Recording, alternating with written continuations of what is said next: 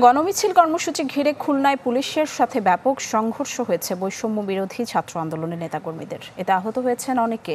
নরসিংদী ও লক্ষ্মীপুরে আওয়ামী লীগ নেতাকর্মীদের সাথে পাল্টাপাল্টি ধাওয়া হয়েছে আন্দোলনকারীদের। বিভিন্ন স্থানে শিক্ষার্থীদের সাথে সংহতি জানান নানা শ্রেণী পেশার মানুষ।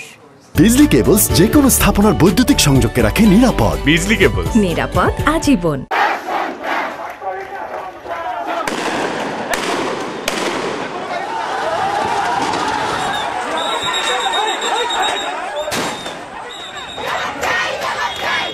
শিক্ষার্থীদের আন্দোলনে বৃষ্টি ভেজে রাজপথটা ফের উত্তপ্ত।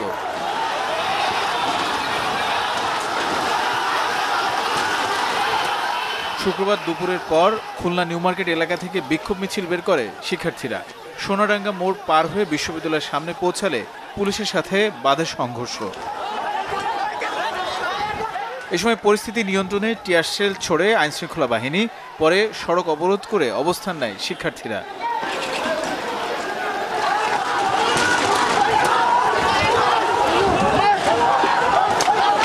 লক্ষ্মীপুরে পূর্ব ঘোষণা অনুযায়ী গণমিছিল বের করে শিক্ষার্থীরা। তাদের সাথে সংহতি জানায় বিভিন্ন পেশাজীবীরা।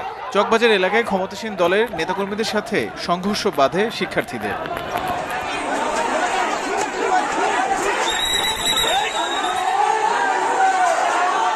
হামলা ও হত্যার প্রতিবাদে নরসিংদীতে বিক্ষোভ মিছিল বের করে সাধারণ শিক্ষার্থীরা। আরশিনগর এলাকায় তাদের বাধা দেয় স্থানীয় আওয়ামী লীগ ও ছাত্রলীগ। একসময় হঠাৎ দুপক্ষের মধ্যে ধাওয়া পাল্টা ধাওয়া ও সংঘর্ষ হয়। হবিগঞ্জে আন্দোলনকারী শিক্ষার্থীদের সাথে পুলিশের সংঘর্ষ হয়েছে। এ সময় উত্তপ্ত হয়ে ওঠে আশপাশের এলাকা। এর মাঝে স্থানীয় আওয়ামী লীগ কার্যালয়ে আগুন দেয় বিক্ষুব্ধরা। সিলেটে বৈষম্য বিরোধী ছাত্র আন্দোলনের ডাকা কর্মসূচি ঘিরে ধাওয়া পাল্টা ধাওয়া ও সংঘর্ষ হয়েছে। পরিস্থিতি নিয়ন্ত্রণে আইনশৃঙ্খলা বাহিনীর একাধিক সংস্থা গুলি, টিয়ার শেল ও সাউন্ড গ্রেনেড ছোড়ে।